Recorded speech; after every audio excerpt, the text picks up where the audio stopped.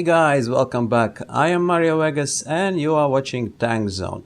Today let's take a look at M1 Abrams Tier 6 third generation United States main battle tank. Let's start with history, and we have quite a lot to cover here.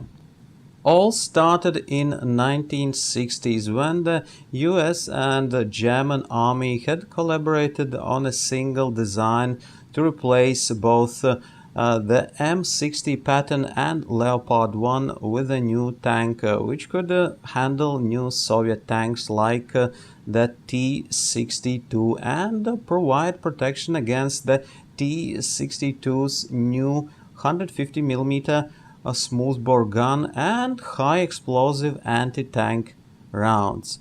The result of that work was the MBT-70. However, in the 1969 the project was halted due to its rising costs and later on cancelled altogether. Remaining funds were moved to develop a new main battle tank. So, quite a bumpy road at the beginning. And we will be correct if we would say that M1 Abrams was developed from the failure of the MBT-70 project to replace the obsolete M60 Patton. So everything started afresh.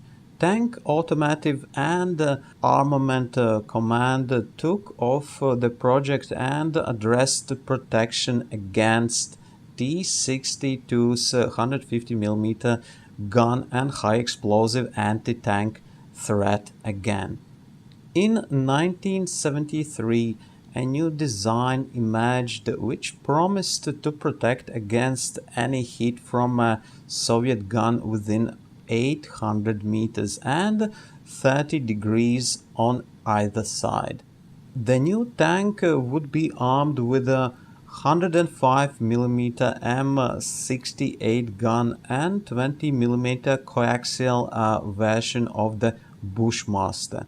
Then again, armor went through a couple of design changes. A new Burlington armor from the British Army's lab was incorporated to improve protection, especially against heat. Then Bushmaster was replaced with a M240 machine gun. More changes included work on several new types of ammunition for the 105mm gun to improve its performance to defeat any Soviet tank. Meanwhile, there was debate between Germany and USA about the use of the 105mm gun instead of 120mm one. First prototypes were presented in 1976 by Chrysler Defense and General Motors, armed with a M68E1 105mm main gun, while a preferred 120mm gun and its ammunition were still in development.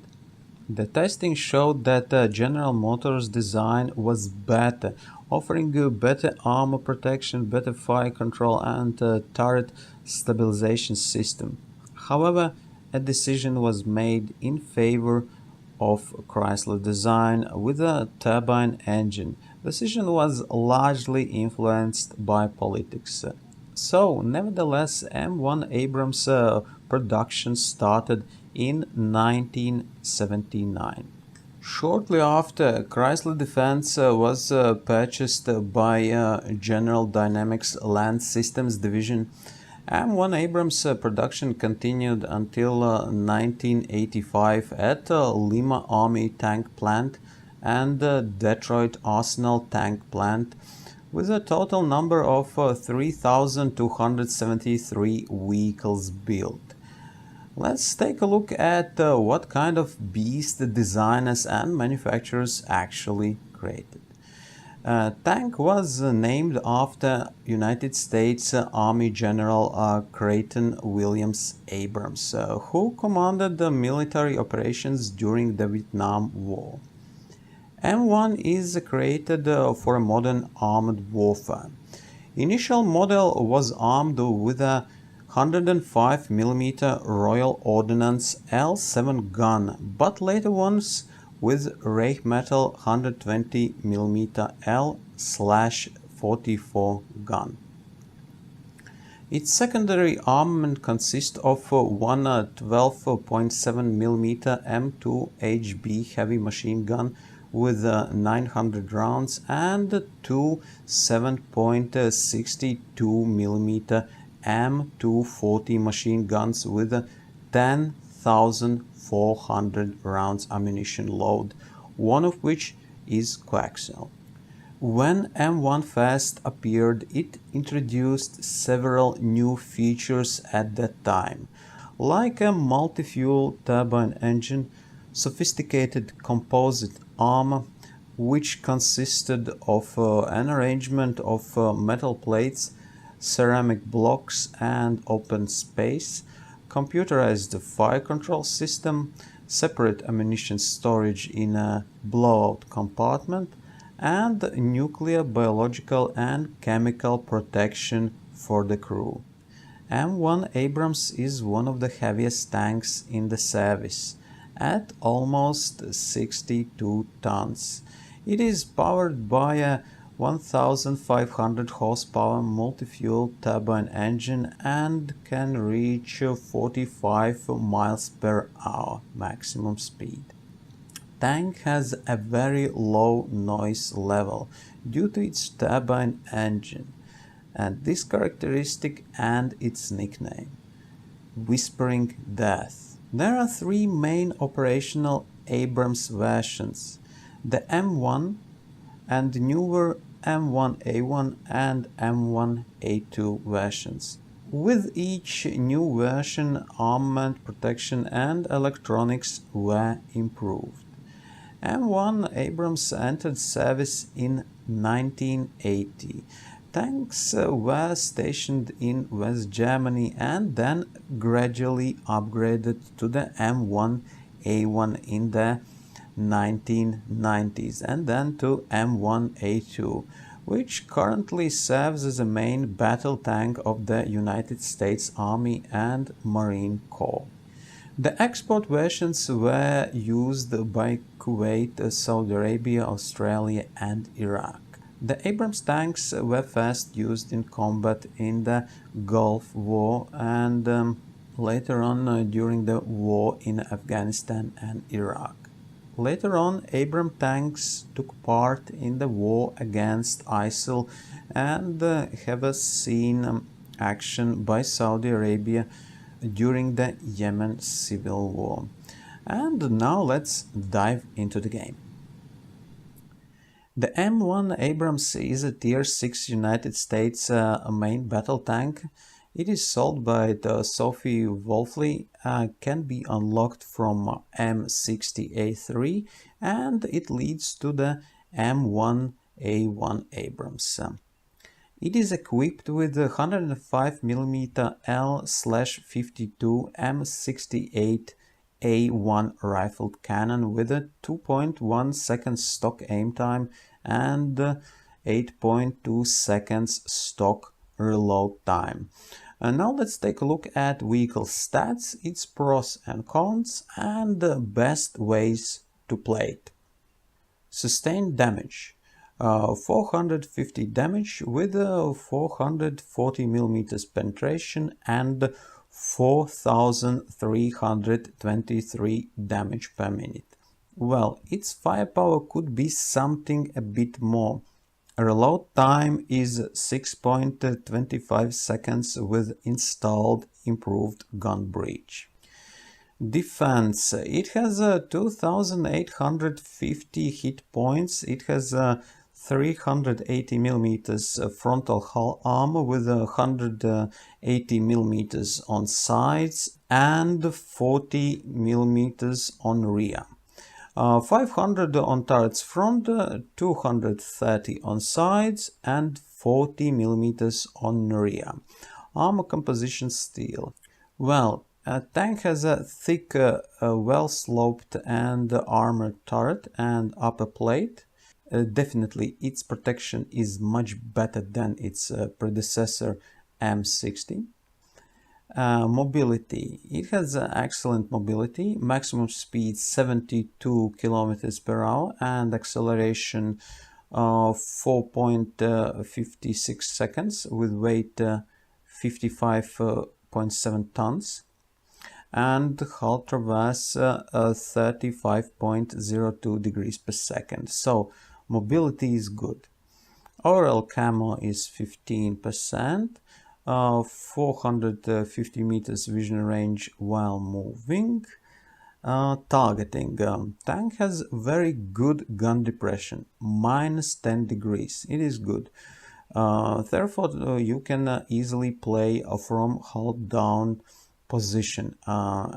Elevation 20 degrees, accuracy 0.102 degrees, aim time 1.91 second, and turret traverse 39.66 degrees per second.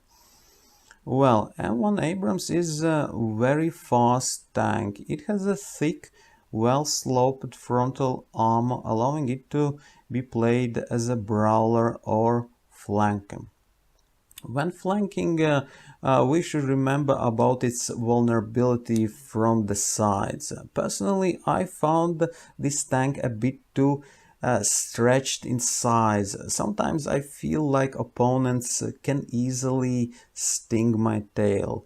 But its excellent gun depression allows it to fight from the hull down position on appropriate slopes and terrain indentations on the battlefield. So yes, it is a great tank, only worth remember about belly and sides. But if you manage to protect those, you can easily score points. So let's take a quick look at retrofits, command and crew skills, and then we will take a look at its performance on the battlefield. Suggested retrofits are advanced muzzle reference system, augmented optics, improved gun breech, and improved Pioneer toolkit. I chose augmented optics, improved gun breech, and advanced muzzle reference system. Basically to improve tanks' vision range, firepower, and aiming. Now let's take a look at suggested commander and crew skills. As M1 Abrams commander is suggested Juan Carlos to improve the aim speed and crew stats. Personally, I use Philip Holzclaw. Suggested driver skills are spin to win and off-road driving, for gunner, sharpshooter and do the twist, and for loader, rapid fire and explosive shells or preparation. And now let's take a look at M1 Abrams Tier 6 United States main battle tank in action.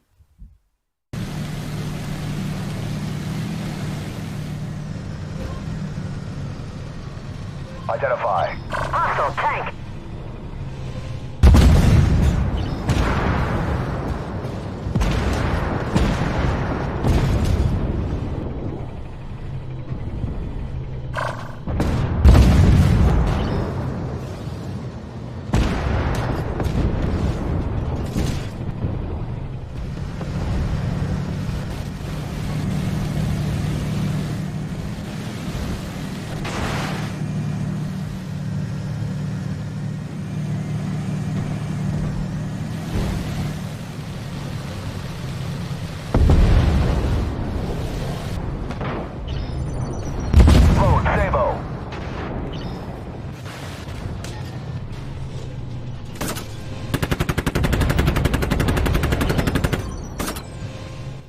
As you can see, M1 Abrams can still whisper death chants in the ears of the enemy.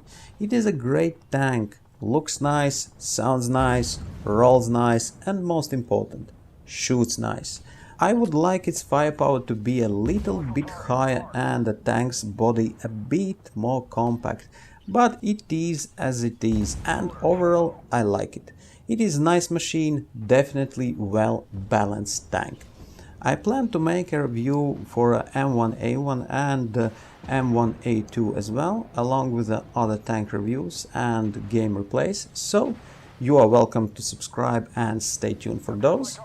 I hope that you enjoyed this video. If so, smash thumbs up button and hit the bell. Thank you for watching this video. Have a wonderful day and see you next time.